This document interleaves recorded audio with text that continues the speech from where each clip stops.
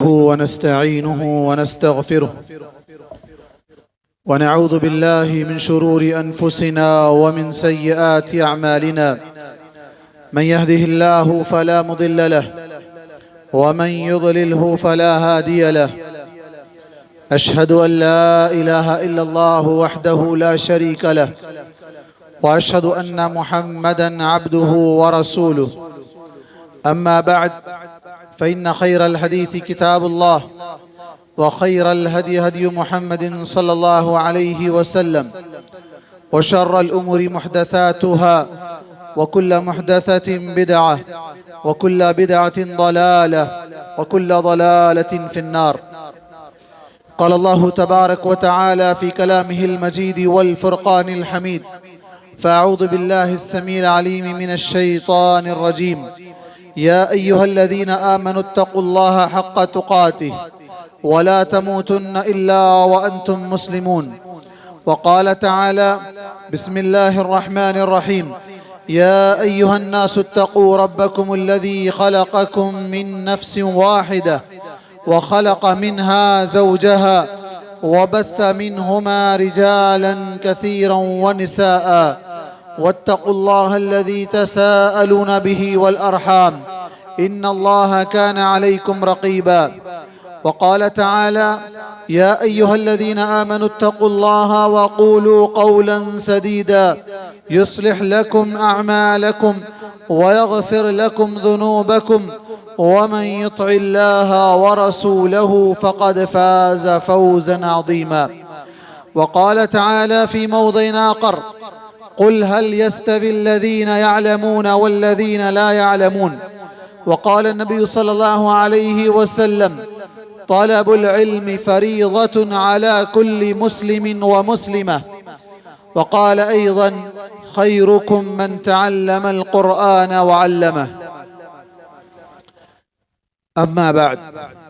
معزز حاضرین، بزرگوں، نوجوان ساتھیوں، پیارے بچوں، اسلامی ماؤں اور بہنوں، ہر قسم کی تعریف، کبریائی و بڑائی اس ایک اللہ رب العالمین کے لیے لائق و سزاوار ہے جو اس ساری کائنات کا اکیلا خالق، مالک، رازق اور پالنہار ہے۔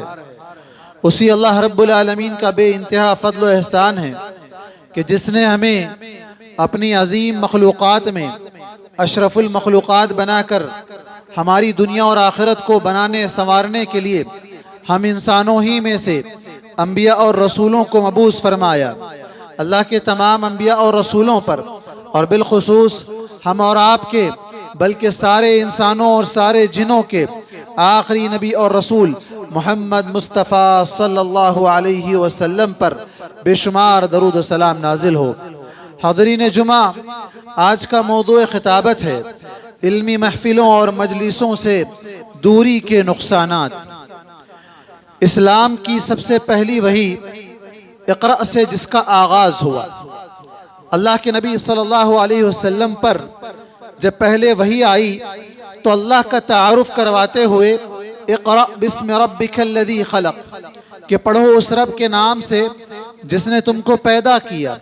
اللہ کا تعارف کروایا گیا اور انسان کو اللہ تبارک و تعالیٰ کے بارے میں معلومات حاصل کرنے کے لیے، جیسا کہ ایک اور مقام پر اللہ تبارک و تعالیٰ نے فرمایا: فَاعْلَمْ أَنَّهُ لَا إِلَهَ إِلَّا اللَّهُ، سب سے پہلی چیز علم حاصل کرو کہ اللہ کے علاوہ کوئی عبادت کا حقدار نہیں ہے، اللہ ہی اکیلا ہے، اسی کی عبادت کی جانی چاہیے۔ لیکن افسوس ہے وہ امت مسلمہ جو ایک زمانے میں دنیا میں اپنا سکہ چلاتی تھی اور دنیا کے بیشتر علاقوں پر اپنی حکومت قائم کر چکی تھی، اپنے علم کی وجہ سے، اپنی صلاحیتوں کی وجہ سے، اپنے اخلاق کی وجہ سے، اپنے کیریکٹر کی وجہ سے، اپنے معاملات کی وجہ سے، اور آج وہی امت ہے لیکن حالات بدل چکے ہیں۔ حالات اس قدر بدل چکے ہیں کہ بیان کرنے کے لیے وقت کافی نہیں ہے، وقت کافی نہیں ہے۔ صدیاں گزر گئی، امت اس وقت سے لے کر آج تک زوال کے عمیق، گہرے اور گڑھے میں، دلدل میں گرتی ہی جا رہی ہے، جس کے کئی ایک وجوہات ہیں، اب وہ بھی بتانے کا وقت نہیں ہے۔ اس میں سے ایک اہم ریزن جس پر آج ہم گفتگو کریں گے وہ ہے دین سے دوری. دینی مجالس جو کہ لوگوں میں دینی تعلیم کو عام کرنے کے لیے دینی مراکز، دینی محفلیں، چاہے وہ مساجد میں ہو، مدارس میں ہو یا کوئی اجتماعات کی شکل میں ہو، جہاں سے دین کو پھیلایا جاتا ہے، نشر العلم، جہاں سے علم کو پھیلایا جاتا ہے. لیکن افسوس یہ ہے کہ آج امت مسلمہ کا ایک بڑا طبقہ ان دینی محفلوں سے کوسوں دور بھاگنا چاہتا ہے، ان مجلسوں سے بھاگنا چاہتا ہے. ایک وہ زمانہ تھا محدثین کا جن کے پاس حدیث لینے کے لیے اگر پتہ چلتا کہ کسی ایسے آدمی کے پاس حدیث ہے جس کے پاس جانے کے لیے 1 مہینہ سفر کرنا پڑے گا، پیدل چل کر جانا پڑے گا، تب بھی جاتے تھے، علم حاصل کرتے تھے. وہاں پہنچتے پتہ چلتا کہ یہاں رہنا پڑے گا، وہاں قیام کرتے تاکہ ان کے ساتھ اس عالم سے علم حاصل کیا جا سکے. سب سے بڑی مثال تو حضرت عبداللہ بن عباس رضی اللہ عنہما کی ہے. عبداللہ بن عباس رضی اللہ عنہما کون ہیں؟ اللہ کے نبی کے چچا زاد بھائی ہیں. آپ صلی اللہ علیہ وسلم نے ان کے لیے دعا دی تھی، اللہم علمہ التأویل، اللہ انہیں تفسیر کا علم دینا. انہیں امام المفسرین کہا جاتا ہے. پتہ ہے بچپن کی زندگی ان کی کیسی گزری؟ وہ کہتے ہیں بچپن میں اور میرے چند ساتھی نکل پڑتے تھے علم دین حاصل کرنے کے لیے. میرے ساتھ کچھ لوگ آتے، راستے کی دھوپ اور تپش سے وہ واپس ہو جاتے، لیکن میں پہنچتا، پتہ چلتا کسی صحابی کے پاس کوئی حدیث ہے، پتہ چلتا کسی کے پاس کوئی آیت کی تفسیر موجود ہے. میں اس کے گھر کے پاس جاتا، وہاں جاتا، پہنچتا، دوپہر کا وقت ہوتا، کڑی دھوپ ہوتی، وہیں میں باہر رک جاتا. اس دھوپ کے عالم میں گرم گرم ریت میرے منہ سے گزر جاتی، میں انہیں اٹھانا، میں اس دستک دینا گوارا نہ کرتا، یہاں تک کہ وہ عصر کی نماز کے لیے باہر نکلتے. اور اس وقت وہ لوگ مجھے دیکھ کر کہتے، ارے عبداللہ بن عباس، آپ تو اللہ کے نبی کے چچا زاد بھائی ہیں، آپ دستک دے دیتے، ہم دروازہ کھول دیتے. کہا کہ نہیں، یہ گوارا نہیں ہے، میں علم حاصل کرنے کے لیے آیا ہوں، مجھے اپنی سہولت کا نہیں بلکہ عالم کی سہولت کا خیال کرنا چاہیے. آج علماء گھر گھر پہنچ رہے ہیں. علم دین سوشل میڈیا کے ذریعے سے، یوٹیوب کے ذریعے سے، لائیو جو نا ٹیلی کاسٹ کے ذریعے سے، جس طریقے سے بھی ہو، زوم کے ذریعے سے، ہفتہ واری کلاسز کی شکل میں، ہر طریقے سے علم پہنچانے کے لیے بے شمار وافر مقدار میں علماء موجود ہیں. وافر مقدار میں علماء موجود ہیں. گھر سے نکلنے کی بھی ضرورت نہیں پڑتی. بسا اوقات گھر بیٹھے اپنے فون میں آپ لائیو دیکھ سکتے ہیں، لنک آپ اوپن کر کے آپ کلاس جوائن کر سکتے ہیں. ایسے کتنے مواقع ہیں، ایسے کتنے مواقع ہیں جہاں مساجد میں مختلف مقامات پر اس طرح کی دینی محفلوں کا انعقاد ہوتا ہے. لیکن افسوس ہم میں سے بہت سے لوگ، چونکہ ہم مسلمانوں میں پیدا ہوئے ہیں، خاندان ہمارا مسلم ہے، بس ڈائریکٹ ہمیں جنت میں جانا ہے، ہمیں عقیدہ نہیں معلوم، ہمیں چار جو نا بنیادی عقیدے کی باتیں کیا ہے نہیں معلوم، ہمیں قبر کے سوالات نہیں معلوم، ہمیں آخرت کی تیاری نہیں معلوم، ہمیں احکام و معاملات نہیں معلوم، ہمیں مسائل تک نہیں معلوم. پھر بھی ہم یہ سمجھتے ہیں کہ ہم مسلمان ہیں اور ہمیں علم دین حاصل کرنے کی ضرورت نہیں. آج ہمارے بچوں کو تو چھوڑیے، بڑوں کو نہ صحابہ کی تاریخ معلوم ہے، نہ انبیاء کی تاریخ معلوم ہے، نہ اسلام سے کوئی واسطہ ہے. بس مسلمان ہیں، الحمدللہ اسلام پر جیے جا رہے ہیں، اسلام پر ہی خاتمہ ہو رہا ہے. اللہ سے دعا ہے کہ اللہ تعالیٰ خاتمہ بالخیر کرے. لیکن جس چیز کی کمی ہے وہ یہ ہے کہ علم دین سے دوری اس قدر ہے کہ چھوٹے چھوٹے مسئلے جنہیں بیان کرنے میں بھی شاید شرم آئے، جنہیں بیان کرنا بھی شاید آج مجھے آر لگے، لیکن افسوس امت کے درمیان ایسے لوگ ہیں جو اپنے آپ کو مسلمان سمجھتے ہیں، لیکن اسلامی تعلیمات، اسلامی جو نا اصول، اسلامی اخلاق، اسلامی آداب بالکل اس سے نابلد ہیں.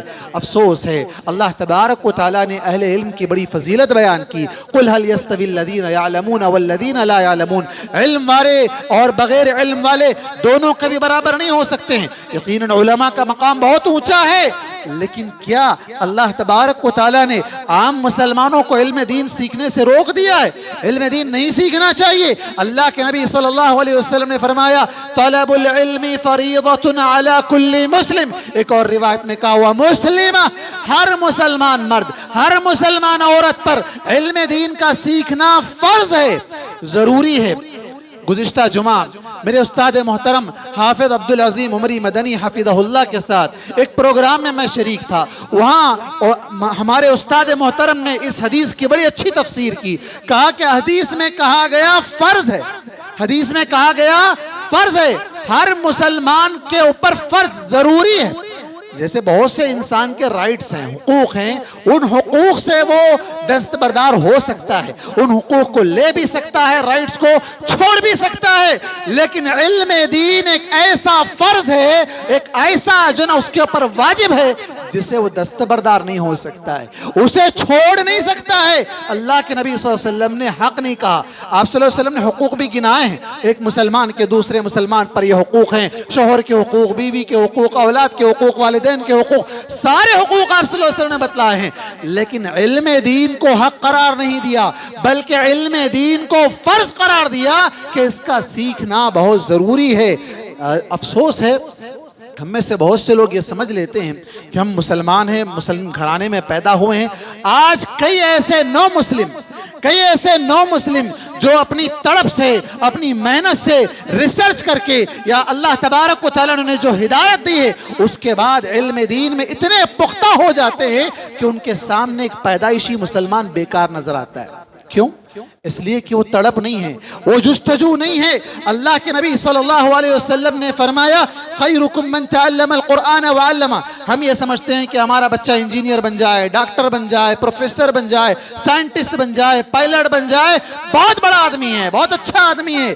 اللہ کے نبی نے کہا خیرکم من تعلم القرآن وعلمہ, سب سے بہتر وہ ہے جو قرآن سیکھے اور دوسروں کو سکھائے. خود بھی سیکھنے والے بنے, دوسروں کو بھی سکھائیں. اور مرنے کے بعد یہ کوئی کام نہیں آئے گی, نہ کوئی ڈگری کام آئے گی, نہ اولاد کی کوئی جو نا دولت جائیداد, کوئی چیز کام نہیں آئے گی. کام آنے والی چیزیں تین ہیں. اللہ کے نبی نے فرمایا اذا مات الانسان انقطع عمله الا من ثلاث, جب انسان مر جاتا ہے تو صرف تین چیزیں اس کے ساتھ کام آنے والی ہیں. سارے اعمال کا جو نا انقطاع, سارے اعمال منقطع ہو جاتے ہیں, کوئی عمل کا سلسلہ جاری نہیں رہتا. نمبر ایک پہلی چیز علم ينتفع به, وہ علم جس سے لوگ فائدہ اٹھائیں, یا تو وہ خود علم سیکھ کر لوگوں کو سکھایا ہو, یا وہ یہ علم دین کے پھیلانے میں جس نے حصہ لیا ہو, یا پھر دوسری چیز آپ صلی اللہ علیہ وسلم فرمایا او من صدقۃ جاریہ, یا کہ صدقہ جاریہ, ایسا صدقہ جو ہمیشہ جاری رہے. ایک مرتبہ ون ٹائم کسی کو کھلا دیا, کسی کو پلا دیا, کسی کا کچھ کر دیا, نہیں, بلکہ ایسا صدقہ جو کنٹینیوسلی جاری رہے. اور اس کے بعد کہا او ولد صالح يدعو له, نیک اولاد جو اس کے حق میں دعا کرے. اولاد کب نیک بنے گی؟ جب علم سیکھے گی, علم دین سے قریب آئے گی, تبھی تو نیک بنے گی. ورنہ علم دین سے دور رکھ کر انہیں اسکول اور مختلف کالجز, یونیورسٹیز اور نہ جانے کہاں کہاں بھیج کر, آج تو حالت یہ ہے کہ ہمارے پاس ہندوستان میں علم حالانکہ کافی بڑے پیمانے پر ہے, لیکن آج ہمارے بچوں کو ہم بھیج رہے ہیں, باہر بھیج رہے ہیں, دوسری کنٹریز کو بھیج رہے ہیں. وہاں جا کر بچے کیا کر رہے ہیں؟ جاب کر رہے ہیں. پڑھنے کے نام پر چلر حرکتیں کر رہے ہیں, پڑھنے کے نام پر ایسا کام کرتے ہیں جو گھر میں اپنے خود کا کام نہیں کرتے ہیں. اور وہاں کیا سیکھ کر آ رہے ہیں؟ بے حیائی, بد اخلاقی اور قتل و غارت گری یا نشے کی عادتیں, یہ ساری چیزیں سیکھ کر آ رہے ہیں. نعوذ باللہ, یہ علم سیکھنے کے لیے نہیں جا رہے ہیں. علم دین کے نام, علم کے نام پر, تعلیم کے نام پر یہ ایسی حیوانیت سیکھ کر آ رہے ہیں جس سے معاشرہ خراب ہو رہا ہے. اللہ کے نبی صلی اللہ علیہ وسلم نے فرمایا وہ اعمال جو انسان کو مرنے کے بعد فائدہ دینے والے ہیں, وہ کون سے اعمال ہیں؟ آپ نے فرمایا ان مما يلحق المؤمن من عمله وحسناته بعد موته, انسان کے مرنے کے بعد جو نیک اعمال اس کے مرنے کے بعد بھی اس کے ساتھ جوائن ہوتے رہیں گے, وہ کیا کیا ہے؟ علما علمه, علم جو اس نے سیکھا ہے, وَنَشَرَهُ, اور اس کو پھیلایا ہے. علم سیکھا اور دوسروں کو سکھایا. أَوْ وَلَدًا صَالِحًا تَرَكَهُ, یا اپنے پیچھے نیک اولاد کو چھوڑا ہے. أَوْ مُصْحَفًا وَرَّثَهُ, یا اپنے پیچھے مصحف قرآن مجید کی اس نے جناب پرنٹنگ کروائی ہے, چھپوا دیے قرآن مجید, لوگ پڑھ رہے ہیں, اس کو وراثت میں چھوڑ گیا ہے. أَوْ مَسْجِدًا بَنَاهُ, یا مسجد اس نے بنائی ہے. أَوْ بَيْتًا لِبْنِ السَّبِيلِ بناه او شهرا اجراه او نہرا اجراہ او صدقۃ اخرجها من ماله وفی صحته وحیاته تلحقه من بعد موته. آپ نے فرمایا کہ وہ کوئی ایسا گھر بنائے جو مسافروں کے لیے کام آئے، یا نہر جاری کر دے، یا ایسا صدقہ جو اپنی صحت میں، جب وہ صحت مند تھا، بیمار نہیں تھا، صحت مند تھا، زندہ تھا، اس وقت اس نے اپنے مال سے صدقہ کیا ہے، تو اس کے مرنے کے بعد یہ چیزیں اس کے نیک اعمال میں شامل ہوتی رہیں گی. اس کے اندر سب سے پہلی چیز جو نیک اعمال میں ذکر کی گئی وہ کیا ہے؟ علم. علم سیکھا ہو اور دوسروں کو سکھایا ہو. اسی طرح علم دین کہاں سیکھنا چاہیے؟ علم دین کے اس زمانے میں سوائے مسجد کے کوئی اور مدارس، کوئی یونیورسٹیز، کوئی اور مراکز قائم نہیں تھی. مسجدیں ہی تھی جہاں سے علم دین پھیلتا تھا. مسجد نبوی میں صفہ تھا جہاں صحابہ اکرام بیٹھ کر علم دین حاصل کرتے تھے. اس مسجد کے سلسلے میں اللہ کے نبی صلی اللہ علیہ وسلم فرمایا من جاء مسجدی هذا لم يأتيه الا لخير يتعلمه او يعلمه. جو کوئی میری مسجد کو صرف اس لیے آئے کہ وہ علم سیکھے یا سکھائے. مسجد کو آ رہا ہے، مقصد کیا ہے؟ علم سیکھے یا سکھائے. تو اس کی مثال کیسی ہے؟ فَهُوَ بِمَنزِلَةِ الْمُجَاهِدِ فِي سَبِيلِ اللَّهِ. وہ شخص مسجد میں آ رہا ہے، علم سیکھ رہا ہے، لیکن اللہ کے نبی صلی اللہ علیہ وسلم نے کہا اس کی مثال جنگ میں جانے والے مجاہد کی طرح ہے. وہ جنگ میں جا کر جہاد کرنے والے کی طرح ہے اس کا مقام. اور دوسرا شخص وَمَنْ جَاءَ لِغَيْرِ ذَلِكَ، جو شخص علم سیکھنے کے لیے نہیں آ رہا ہے، بیٹھنے کے لیے آ رہا ہے، آرام کرنے کے لیے آ رہا ہے، کوئی طہارت سے فارغ ہونے کے لیے آ رہا ہے. وَمَنْ جَاءَ لِغَيْرِ ذَلِكَ، جو کوئی اور مقصد کے لیے آ رہا ہے، فَهُوَ بِمَنزِلَةِ الرَّجُلِ يَنْظُرُ إِلَى مَتَاعِ غَيْرِهِ. وہ اس آدمی کی طرح ہے جو کسی دوسروں کے مال پر دیدے لال کر رہا ہے، دوسروں کا مال حاصل کرنے کی کوشش میں اپنا فائدہ نہیں کر رہا ہے بلکہ دوسروں سے کیسے لوٹ لیا جائے وہ دیکھ رہا ہے. حالانکہ مسجد اللہ کا گھر، جو سب سے افضل جگہ اللہ کے پاس، سب سے پسندیدہ جگہ جہاں اللہ کی عبادت بھی کی جاتی ہے، اللہ کی عبادت ہی کے لیے اس کو بنایا جاتا ہے، لیکن علم دین کے یہ مراکز ہیں. اللہ کے نبی صلی اللہ علیہ وسلم نے ایک اور مقام پر کہا مجتمع قوم فی بیت من بیوت اللہ. اللہ کے گھروں میں سے کوئی بھی گھر میں، ایک تو مسجد نبوی کے بارے میں آپ نے کہا، مسجد نبوی کو جائیں اور علم سیکھنے کے لیے جائیں، علم دین سکھانے کے لیے جائیں تو اس کا مقام مجاہد ہے. اور دوسرے عام مساجد دنیا میں جہاں کہیں بھی ہیں، کوئی بھی مسجد، کوئی بھی اللہ کا گھر، وہاں اگر کوئی لوگ جمع ہو کر اللہ تبارک و تعالیٰ کی آیتوں کی تلاوت کرتے ہیں، یتلون کتاب اللہ ویتدارسونہ بینہم، آیات کی تفسیر تشریح جاننے کی کوشش میں لگے رہتے ہیں، اللہ کے نبی صلی اللہ علیہ وسلم فرمایا الا نزلت علیہم السکینہ، ان پر سکینت نازل ہوتی ہے، غشیتہم الرحمہ، رحمت انہیں ڈھانپ لیتی ہے، وحفتہم الملائکہ، فرشتے اپنے پر پھیلا دیتے ہیں، وذکرہم اللہ فی من عندہ، اور اللہ تعالیٰ اپنے پاس جو مقرب ترین فرشتے ہیں ان کے پاس ان لوگوں کا تذکرہ کرتا ہے.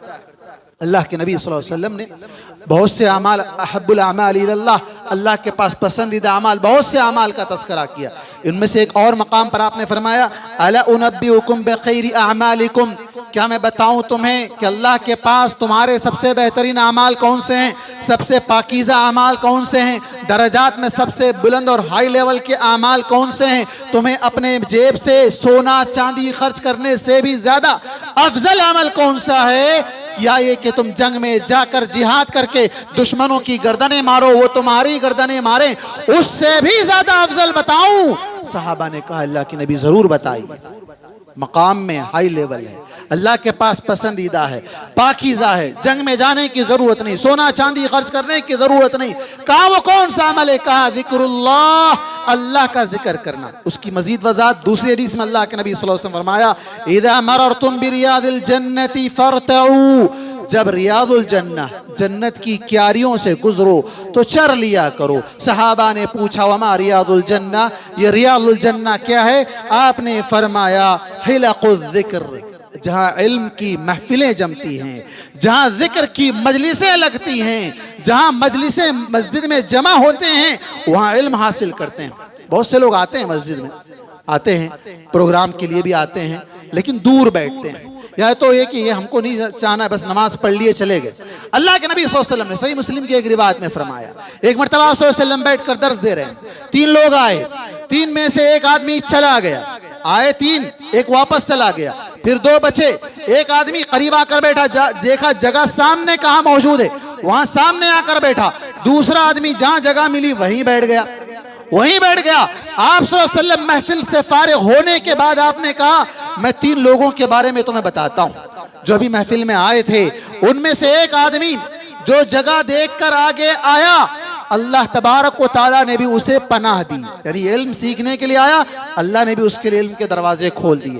دوسرا آدمی شرم آیا، آگے کیسے جاؤں، جگہ ہے کہ نہیں ہے پتہ نہیں ہے، فاستحیا فاستحی اللہ منہ، وہ شرمایا، اللہ نے بھی اس سے شرمایا، حالانکہ علم کے معاملے میں شرمانا نہیں چاہیے، وہ شرما کر وہیں بیٹھ گیا، اللہ نے بھی اس کو وہیں دور رکھ دیا۔ تیسرا آدمی فأعرض اللہ عنہ، جو پہلے ہی آتے ہی چلا گیا تھا وہ واپس چلا گیا، اللہ نے بھی اسے پھیر دیا، وہ دین سے علم سے دور ہو گیا۔ اللہ اکبر، آج کتنے لوگ ہیں دینی محفلوں سے دور ہیں، وہ اللہ سے دور ہو رہے ہیں، اللہ تبارک و تعالیٰ سے ان کا واسطہ، اللہ تبارک و تعالیٰ سے رابطہ ان کا ختم ہو رہا ہے۔ علمی محفلوں سے دور ہونے کی وجہ سے جو نقصانات میں نے بھی بتائے ہیں کہ کسی مسئلے کا علم نہیں ہے، چھوٹے چھوٹے مسائل، جیسے کہ مثال کے طور پر بچے بالغ ہو جاتے ہیں، بچے بالغ ہو جائیں تو اس کے کیا احکامات ہیں، ان کو جو نا احتلام ہو جائے تو انہیں غسل کرنا ہے، بال جو نا ان کے صاف کرنے ہیں، ناخن کب کاٹنے، یعنی ساری وہ چیزیں جو ایک عام مسلمان کو، ایک بچے کو معلوم ہونا چاہیے، بڑے ہو کر بھی ان چیزوں سے ناواقف۔ بچے ان کے ہو گئے ہیں، وہ بچوں کو سکھانے کے لیول میں نہیں ہیں، اپنے بچوں کو بتا نہیں سکتے جو کہ خود نہیں جانتے ہیں، حالانکہ اللہ کے نبی صلی اللہ علیہ وسلم نے اسے فطری 10 چیزوں میں ذکر کیا کہ فطرت کی 10 چیزیں، فطرت سے مراد آدم علیہ السلام سے چلتی ہوئی آ رہی، ہر دین میں ہر شریعت میں چیزیں تھی، اس اسلام کی نئی شریعت نہیں ہے، ہر پہلے سے چلتی ہوئی آ رہی ہیں۔ وہ کیا کیا ہیں؟ آپ نے فرمایا مونچھ کاٹنا، داڑھی کا چھوڑنا، مسواک کرنا، کلی کرنا اور ناخن کاٹنا، اور اسی طرح اپنے جو گٹھوں کا، جوڑوں کا جو نا دھونا، اور بغل کے بال اور زیر ناف کے بال صاف کرنا، اور پھر اسی طرح استنجا کرنا۔ بہت سے لوگ بڑے ہو گئے ہیں، کالج جا رہے ہیں، جاب جا رہے ہیں، انہیں پتہ ہی نہیں ہے ان چیزوں کے بارے میں، کیسے پاک صاف رہنا ہے، ان چیزوں کے بارے میں جاننا بھی نہیں چاہتے ہیں، کسی سے پوچھنا نہیں چاہتے ہیں، علم کیا ہے، دینی مسئلہ کیا ہے، شریعت اس کی بارے میں کس حد تک ہمیں تعلیم دیتی ہے، وہ جاننا ہی نہیں چاہتے ہیں۔ اللہ کے نبی صلی اللہ علیہ وسلم کے بارے میں حضرت انس رضی اللہ عنہ بیان کرتے ہیں، آپ صلی اللہ علیہ وسلم نے ہمیں وقت، ایک پیریڈ، ٹائم دیا ہمیں، کتنا؟ 40 دن کے اندر یہ سارے کام ہونے چاہیے۔ ہاں 40 دن ایسا مطلب نہیں کہ 40 دن ہی رکھا جائے، 40 دن سے بڑھنا نہیں چاہیے۔ کہ وقت لنا رسول اللہ صلی اللہ علیہ وسلم فی قص الشارب، مونچھ کاٹنے میں، ناخن کاٹنے میں، بال، بغل کے بال اور زیر ناف کے بال شیو کرنے کے سلسلے میں آپ صلی اللہ علیہ وسلم نے ہمارے لیے 40 دن کا وقت مقرر کیا، اس سے زیادہ نہیں ہونا چاہیے۔ اللہ تبارک و تعالیٰ نے ہمیں اسلام جیسی عظیم دولت سے نوازا جس کے اندر پاکی صفائی کو آدھا ایمان قرار دیا گیا، اپنی طرف سے کسی دوسرے کو تکلیف نہ ہو، پسینے کی بدبو آ رہی ہے، دوسروں کو تکلیف ہو رہی ہے، ناخنوں میں گندگی جمی ہوئی ہے، اپنے پیٹ کے لیے نقصان دہ ہے، ایسی کئی چیزیں ہیں۔ اور بہت سے لوگ ہیں جو شرما کر علم حاصل نہیں کرنا چاہتے، اب کیسے پوچھیں، اتنے بڑے ہو گئے، اگر مولانا سے جا کے پوچھیں گے تو مولانا بولیں گے شرم نہیں آتی، ایسا نہیں، کوئی نہیں بولے گا، کوئی عالم نہیں کہے گا، بلکہ علمی مسئلہ ہے، بڑے ہو گئے ہیں، بوڑھے ہو گئے ہیں، نہیں معلوم ہے، معلوم کیجئے، علم حاصل کیجئے۔ اللہ تبارک و تعالیٰ نے اس انسان کو فوقیت دی ہے دوسری مخلوقات پر علم کے ذریعے سے، علم الانسان ما لم یعلم، انسان کو وہ سکھایا جو وہ نہیں جانتا تھا۔ اور اللہ تبارک و تعالیٰ نے قرآن مجید میں فرمایا فَاسْأَلُوا أَهْلَ الذِّكْرِ إِن كُنتُمْ لَا تَعْلَمُونَ، اگر تمہیں علم نہیں ہے تو اہل علم سے پوچھو، اہل علم سے رجوع کرو۔ اللہ اکبر، صحابیات کا معاملہ اگر آپ دیکھیں، اللہ کے نبی صلی اللہ علیہ وسلم کے زمانے میں بعض صحابیات اللہ کے نبی صلی اللہ علیہ وسلم کے پاس آتی، خواتین علمی مسئلہ جاننا ہے، اللہ کے نبی صلی اللہ علیہ وسلم کے پاس آتی اور بغیر شرمائے کے، علم میں شرمانا نہیں ہے، الحیا، حیا ایمان کا حصہ ہے، حیا ایمان کا حصہ ہے۔ وہ کون سی حیا؟ جو انسان کو بے حیائی کے کاموں سے روکتے، جو برائیوں سے روکے، علم سے روکنے والے کو حیا نہیں کہتے۔ اللہ کے نبی صلی اللہ علیہ وسلم کے پاس آتی، آ کر اپنا مسئلہ پوچھتی اور اس سے پہلے یہ کہتی ان اللہ لا یستحیی من الحق، کہ اللہ تعالیٰ حق بیان کرنے سے نہیں شرماتا۔ پھر اس کے بعد وہ پوچھتی کہ اگر کوئی عورت اسے بھی پانی جو ہے نا نیند میں، خواب میں نکل جائے تو کیا اس پر غسل واجب ہوگا؟ آپ صلی اللہ علیہ وسلم نے کہا ہاں ہوگا، غسل واجب ہوگا۔ پھر وہ صحابیہ ام سلیم رضی اللہ عنہا اپنے چہرے کو چھپا لیتی ہیں، فغطت وجہہا، وہ شرما کے اپنے چہرے کو چھپا لیتی ہیں۔ اللہ کے نبی صلی اللہ علیہ وسلم کہتے ہیں ارے تم سمجھتی ہو کہ کیسے غسل واجب ہوگا؟ اسی وجہ سے تو اس کا بچہ اس کی شباہت پر آتا ہے۔ بچہ کبھی کہتے ہیں بچہ ماں پر آ گیا، بچہ باپ کے چہرے پر چلا گیا، تو یہ کیسے ہوتا ہے؟ عورت سے جو پانی نکلتا ہے اسی وجہ سے تو مطلب یہ ہوا کہ عورت بھی جب بلوغت کو پہنچ جائے، بالغ ہو جائے، مرد بھی اور عورتیں بھی، انہیں غسل کرنا ہے۔ بہت سے بچے بچیاں بلوغت کو پہنچ جاتی ہیں، افسوس کی بات ہے لوگ ہمارے پاس بے حیائی کا کام کرتے ہیں۔ بچیاں اگر بالغ ہو جائے تو دعوت کرتے ہیں، یہ دعوت کرنا نہیں ہے اسلام۔ اسلام میں بچیوں کے بڑے ہونے کی دعوت نہیں ہے، یہ بے حیائی والا کام ہے، یہ برائی والا کام ہے، بدعت ہے یہ اسلام میں۔ بلکہ ہونا یہ چاہیے کہ اسے اس کے بعد زندگی جینے کے مراحل، اس کے بعد اگلے اسلامی تعلیمات اسے سکھانے چاہیے۔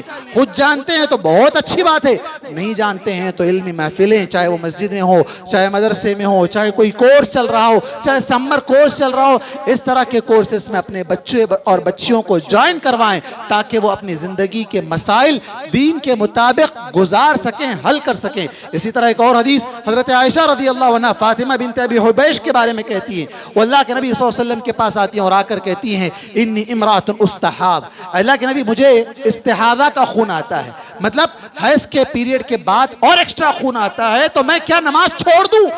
شرعی مسئلہ ہے، نماز پڑھنا ہے نہیں پڑھنا ہے مجھے سمجھ نہیں آتی ہے۔ اللہ کے نبی صلی اللہ علیہ وسلم نے کہا کہ نہیں، بلکہ تمہیں اس وقت اسے دھو لینا ہے، وضو بنا کر تمہیں نماز پڑھنا ہے۔ تو اللہ کے نبی صلی اللہ علیہ وسلم کے پاس صحابیات آتی ہیں اور علم دین سیکھتی ہیں۔ حضرت عائشہ رضی اللہ عنہ کہا کرتی تھی نعم النساء نساء الانصار، سب سے اچھی عورتیں انصار کی عورتیں۔ کس معنی میں؟ کہا کہ انہیں حیا علم دین میں تفقہ حاصل کرنے سے نہیں روکتی ہے، وہ علم دین کی سمجھ کے لیے حیا کو بازو رکھ دیتی تھی اور علم دین سیکھنے کے لیے آگے بڑھ جایا کرتی تھی۔ اور حضرت علی رضی اللہ عنہ دیکھیں، کون ہے یہ علی رضی اللہ عنہ؟ خلیفہ رابع، آپ صلی اللہ علیہ وسلم کے چچا زاد بھائی، آپ صلی اللہ علیہ وسلم کے داماد، آپ صلی اللہ علیہ وسلم کے داماد ہیں۔ مسئلہ پوچھنا تھا، شرم محسوس ہوئی، اپنے ایک ساتھی کو بھیجا، مقداد رضی اللہ عنہ، مقداد رضی اللہ عنہ کو بھیجا، کہا کہ مقداد جاؤ اللہ کے نبی سے پوچھو اگر کوئی شخص کو مزی بار بار آئے، منی مذی ودی یہ ایک الگ مسائل ہیں جو بالغ ہونے کے بعد بچوں کو اور بچیوں کو اس طرح کا پانی نکلتا ہے جس میں احکامات الگ الگ بدل جاتے ہیں۔ مزی نکلنے پر اللہ کے نبی صلی اللہ علیہ وسلم نے کہا کہ وضو اس پر جو نا لازم ہے، فیہ الوضو، آپ نے کہا کہ اس میں وضو ہے، اگر منی نکل جائے تو اس پر غسل واجب ہوتا ہے۔ تو اس طرح اللہ کے نبی صلی اللہ علیہ وسلم کے پاس صحابہ اکرام خود اگر جاتے تو خود پوچھ لیتے، خود نہیں پوچھتے تو دوسروں سے پوچھنے لگاتے۔ یہ ایک چھوٹے چھوٹے مسئلے ہیں جو ہمارے بچوں کو نہیں معلوم، بڑوں کو نہیں معلوم۔ اب اس سے بڑے مسائل، معاملات، حقوق، احکام، وراثت کی تقسیم، ایک دوسرے کا ادب و احترام، اخلاق، یہ ساری چیزوں سے آج امت نابلد ہے۔ ہمیں ضرورت ہے دینی محفلوں سے جڑنے کی، اپنے اندر علم دین حاصل کر کے اپنے آپ کو برتر اور افضل رکھنے کی، جو ان لوگوں سے جو بالکل نہیں جانتے۔ اللہ تبارک و تعالی نے ہمیں اشرف المخلوقات بنایا، مسلمان بنایا، قرآن و حدیث ہمارے لیے نازل فرمائی تاکہ ہم علم دین کے مطابق اپنی زندگی گزار کر اپنی دنیا اور آخرت کو بنا اور سنوار سکے۔ اللہ تبارک و تعالی سے دعا ہے کہ اللہ تبارک و تعالی ہم تمام مسلمانوں کو کتاب و سنت کی تعلیم حاصل کرنے اور اس کے مطابق عمل کرنے والا بنائے۔ آمین۔ اقول قولی هذا واستغفر الله لي ولكم ولسائر المسلمين من كل ذنب فاستغفروه انه هو الغفور الرحيم۔